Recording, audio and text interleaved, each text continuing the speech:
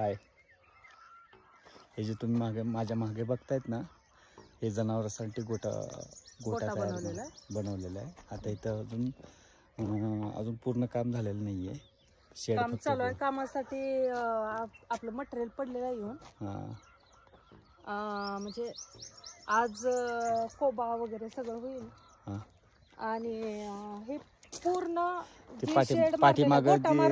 पाठीमागे जी दिसते ना शेडच्या पलीकड, ते जनावरांसाठी कडबा वगैरे आणून ठेवलेला आहे, बनवून लावलेला आहे.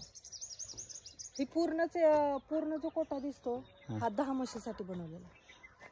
10 आता किती बसतील ते बसतील. आणि जनावराला पाणी पिण्यासाठी सोय लागते पाण्याची.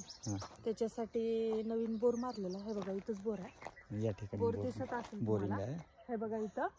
आणि हे पाणी पिण्यासाठी हे म्हणजे 4-5 वर्ष अगोदर आणलेलं होतं. हे त्यावेळेस आमच्या इथं होत्या म्हशी, पण नंतर आम्ही म्हशी केल्या नाहीत.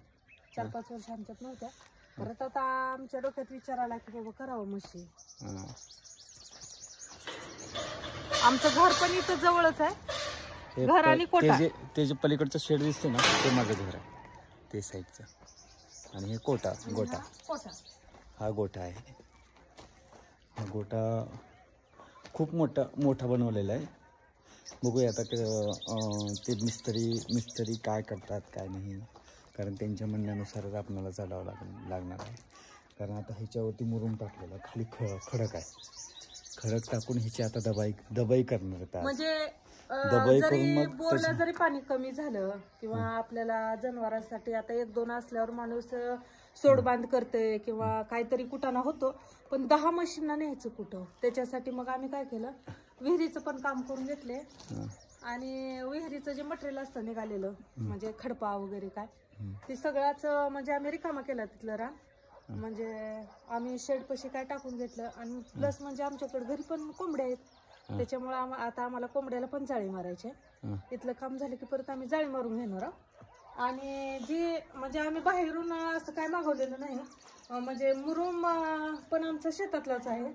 आणि आता इथं ही जी दिसते ही सगळा मुरुम आमचा तिकडलाच आहे. सगळं निघालेला खाली मोठा खडपा टाकल्यावर मुरुम टाकून घेतलेला आहे. परत आता म्हशीच्या शेणासाठी वगैरे कुठंतरी आम्हाला आता बघावं लागेल. म्हणजे जागा बघून आम्ही खड्डा हे करून घेणार आहोत, म्हणजे आपल्याला शेणखतासाठी.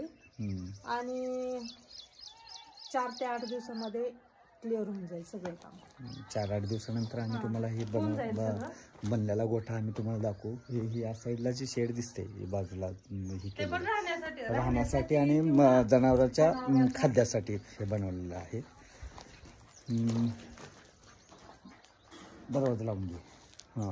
आणि ही भरपूर असं मस्त वाटतं आता तरी. बघूया आता काय होतंय ते. कुट्टी वगैरे जनावरांसाठी त्यांना. परत आमच्या इकडे चंदी म्हणतात जनावराला ठेवायचे.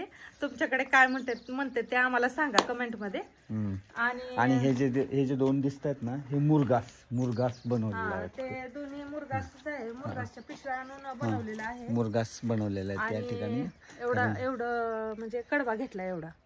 हे कडबा बनीम भरपूर मोठी लावलेली आहे आणि छान आहे. बघूया आता काय होते ती पुढे. होप आम्हाला त्याच्यामध्ये इंटरेस्ट यावा,